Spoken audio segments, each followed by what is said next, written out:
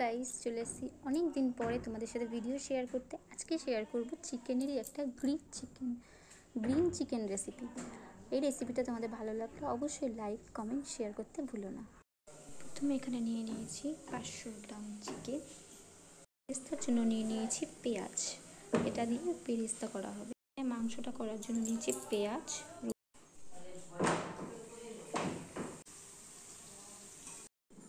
এই যে আমি এখন বেরেস্তাটাকে ভেজে তুলে রেখেছি, আর কড়াইতে দিয়ে দিয়েছি জিরে আর শুকনো লঙ্কা ফোড়ন।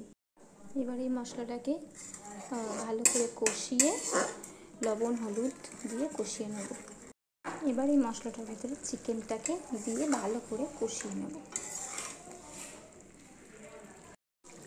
এইবার এই জলটা শুকানো না অবধি মাংসটাকে ভালো করে কষিয়ে নেব।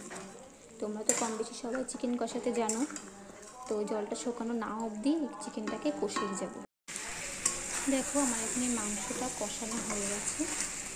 এইবার এর মধ্যে সামান্য জল অ্যাড করব।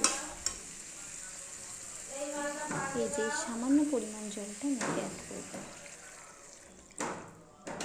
সবটা আমি দিইনি, কারণ আমার অতটা জল লাগবে না। তোমরা পরিমাণ বুঝে জলটা অ্যাড করবে।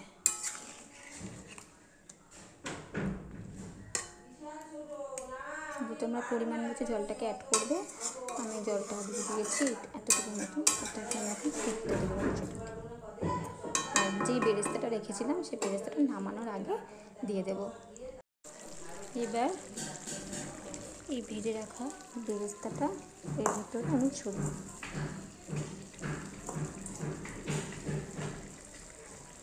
এইভাবে তোমরা বেরেস্তাটাকে দিতে পারবে। আমি একটু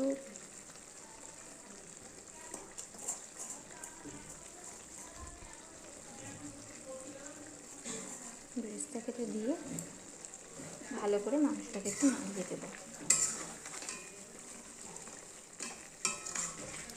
তোমরা যদি একটু বেরেস্তা কম খাও তাহলে কম করেই দিতে পারো। আমার বেরেস্তাটা ভালো লাগে তাই আমি একটু বেশি করে দিয়েছি।